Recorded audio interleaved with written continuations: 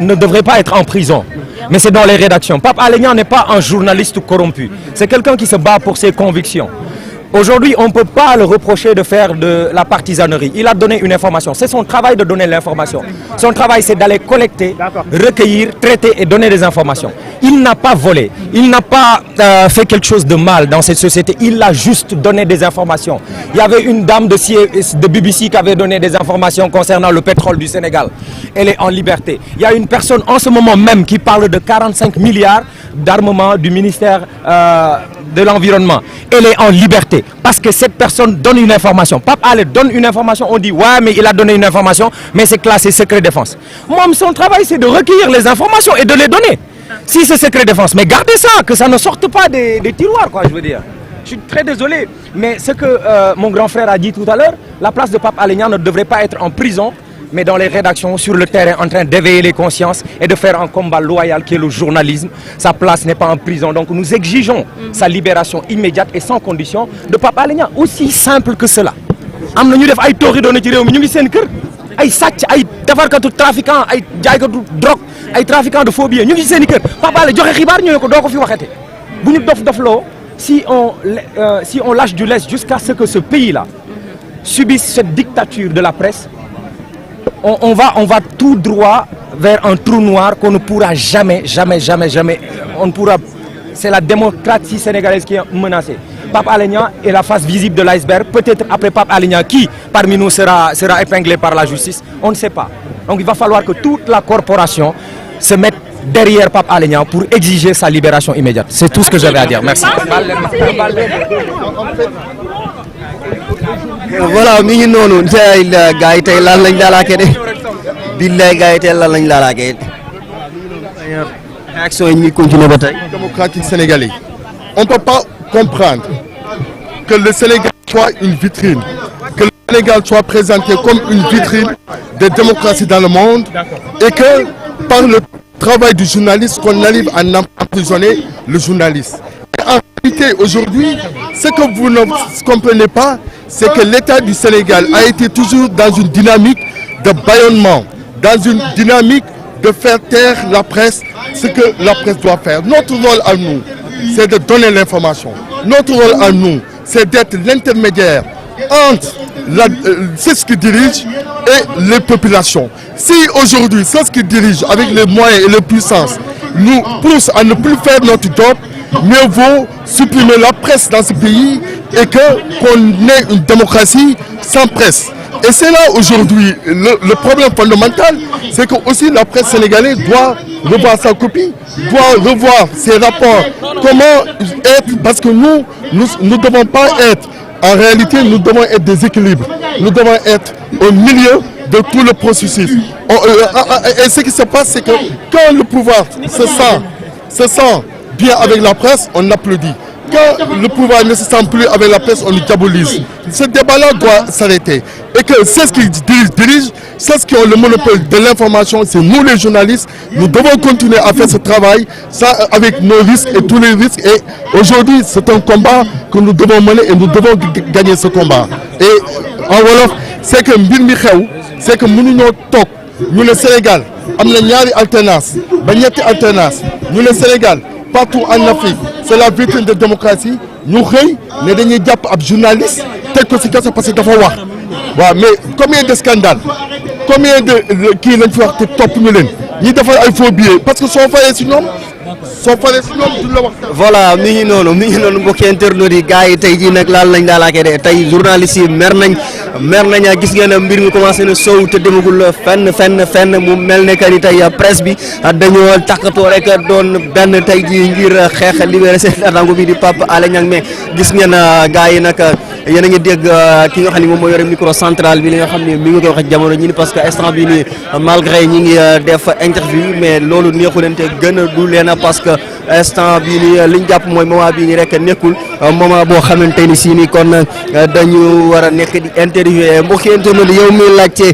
ci commentaire yi lieu bi fan la ñi ngi fii nii instant bi booy jëm côté université mooy école normale la ñu ngi école normale instant bi fii la ñuy déparé war a wuti fële ca rond point Zedo kon tey ji yow mi doon laajte lieu bi ñu ngi foofu noonu instant bi mais instant bi daal lu ci manti am mooy que ni mbokki internet yi mbir yi instant bi ne commencé na tàng jër ndaxte gis ngeen les différentes réactions yi nga xam ni kon daal di nañu ko fi jël jamono jii nii mbokki internet yi voilà s'il vous plaît journaliste d'abord voilà mi ngi noonu tey ñoo aaye tey ñoo xewle gis ngeen t-shirt yi les journalistes d'abord la ñuy jox rek li nga xam ne ñoom ñoo di les t-shirt tey ji voilà mi ngi noonu mbokki internautes yi 313 digital wax may leen ma sol sama t-shirt dañ maa jox t-shirt pour rek ñu daal di apporter suñu soutien kii di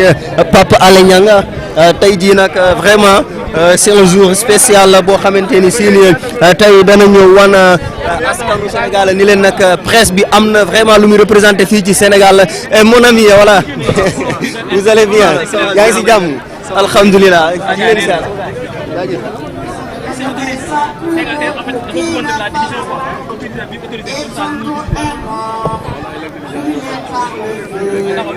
que justice soit faite pour l'amour de Dieu.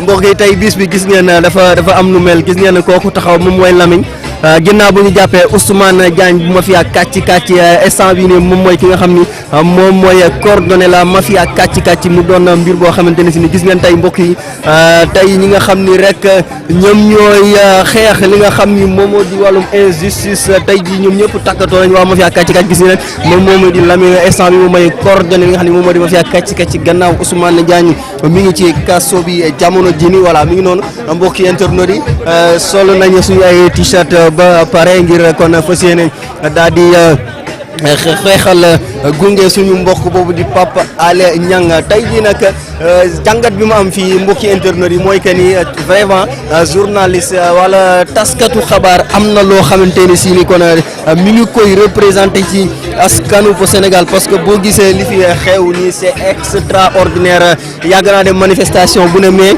affaire yi demagul fenn mbir yi commencé mel ni vraiment maa ngi doog di gis lu ni mel maa ngi doog di gis lu ni mel mbokki internautes yi 313 digital. régir suñu liggéey ak tënk suñu liggéey wax loo xamante ne on doit le faire et ce qu'on ne doit pas faire wante de notre côté aussi on ne peut pas se servir de benn affaire boo xamante ne si biir boppam dafay dépasser le cachet même du secret. Mais cette marche aura un impact sur la libération de Pape Alé Niang. Mais c'est déjà bien qu'on ait déjà la marche, c'est déjà bien qu'en face on accepte la marche et c'est déjà bien qu'on marche, ça veut dire que... la force de l'État quand même. Mais l'État n'est pas là pour nous faire mal. Donc il y a une incompréhension. Mais nous voyons tous ces autorités qui exercent sur la population. Bon, disons le cas de Pape Alé Niang. Oui, mais bon, la population va casser les occupations. Ça veut dire ne déplaçons pas les débats. Ne déplaçons pas les débats. Nous sommes quand même dans un état de droit. Je pense que les Sénégalais viennent, ils font ce qu'ils veulent. Mais sur le cas de Pape Alé Niang, on parle d'un cas spécifique concernant la presse et il est grand temps que notre démocratie s'arme de réforme. Il est grand temps qu'un juge d'instruction ou qu'un juge des libertés soit mis en place afin que la toute-puissance du juridisme disparaisse au profit de la sacralité de la liberté. Pape Alé Niang peut ne pas aller en prison. Il peut être dans d'autres conditions. N'est-ce pas? Mais c'est pas, voilà quoi, c'est pas pour dire que le journaliste, non, il est sacré. Non, non, non, non, il ne s'agit pas de ça. Bon, il ne s'agit pas aussi d'aller faire de notre pays ce qu'il n'est pas. Parce que bon, quoi qu'on dise, quoi, quand on regarde ce qu'il y a un peu partout ailleurs aussi, on n'a pas à rougir, quoi. C'est un pays, bon voilà, il y a Pape Alé Niang là, sa place n'est pas en prison. C'est tout.